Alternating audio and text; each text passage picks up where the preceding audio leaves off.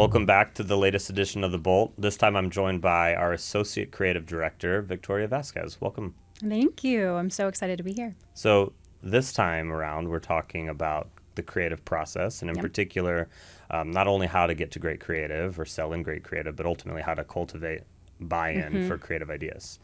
Before we dive into that, walk us through who you are, what you do here, and kind of your background and how you got into creative generally. Yeah, for sure. I obviously have always been a creative, just different mediums.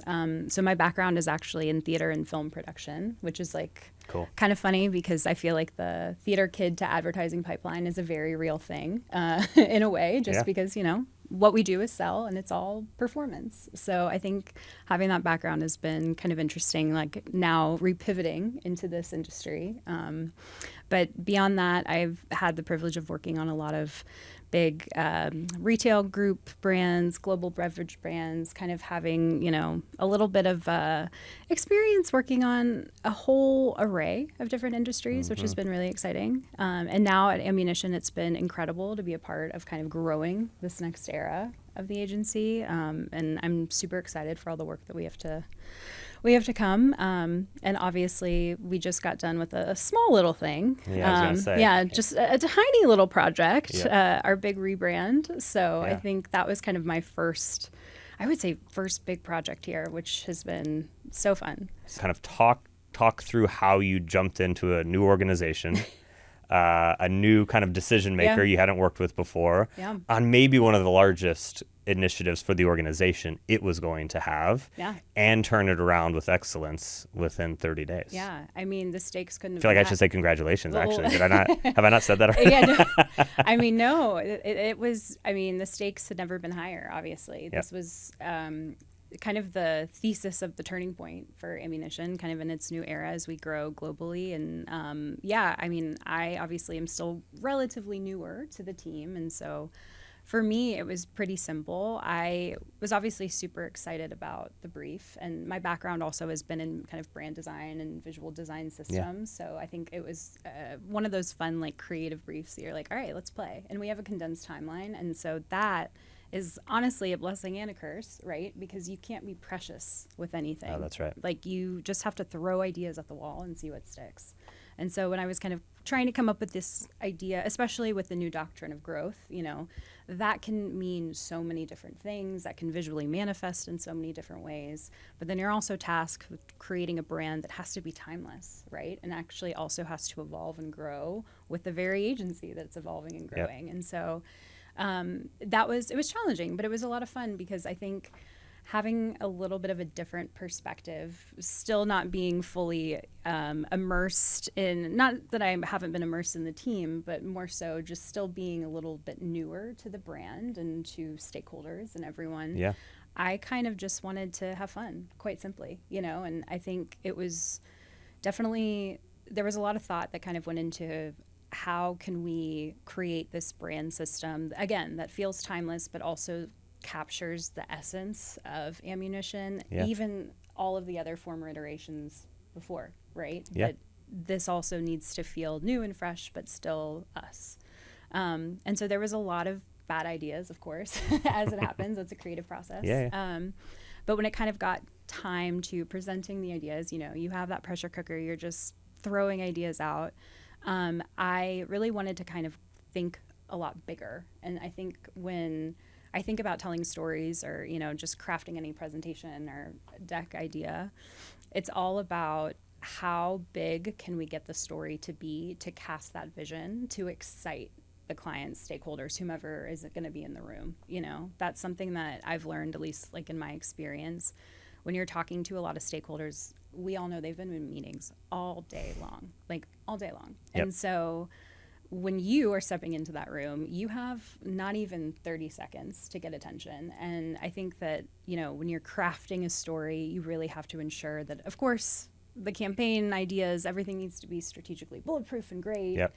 But you also really have to make sure that you're selling right away. And so in the case with the rebrand, when I remember presenting, you know, to the team, and there were a lot of opinions, but I tried to really show how big the brand could go. So of course, you know, showing the very kind of low hanging fruit of like, oh, this is maybe what our business cards could look like, or this Sure. is, Yeah. but then also showing headlines of like, hey, we could collaborate, you know, with this sunglass brand and do this really cool stunt where, you know, we create sunglasses to show the new vision of ammunition. I mean, I think a lot of those details and things can kind of help excite and get people on board, because like, to put it simply, if you're not excited about the work, why would you expect your clients to be? I mean, Right. it's that simple. And and I think, you know, to kind of get more into the buy-in of it all, when you're crafting work, especially in this process, you know, it's a pressure cooker. So you're working late nights, you know, you're crafting and crafting, trying to get that idea as beautiful as possible and strategically as sound as possible.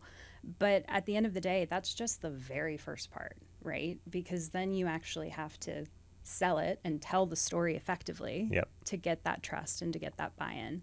And that's something I've seen a lot just in my career, where, you know, you get to a point you're so burnout. When you're working on a pitch, you know, the whole team has been working on it for weeks. It all starts to look the same after a while. Yeah, exactly. Your eyes go cross-eyed and maybe morale is low, but you know you've worked so hard on it that it would be doing a disservice to the work and to yourself if you also didn't sell it the same way with all of that hard work and can be able to speak to it. So I think that is just as, if not important, more important, because that's part of just getting the ideas to life and like actually getting them to be out in the world. Yeah. So I don't know, that was definitely a big thing of it. And of course, we had a lot of ideas. I think there was one that everyone seemed to naturally gravitate towards, and we pressure tested it. We still are. I mean, still to this day, my hope was to create an identity that felt restrained enough that it could give us the flexibility to move forward as the agency continues to grow, so that we didn't feel so locked in, or we weren't looking at something that was super trendy, and, you know, we could have the space to grow just like we are as an organization. How do you think about, okay, I've worked the all-nighters, I've put the time in, like I'm very excited about this, if not maybe a little bit.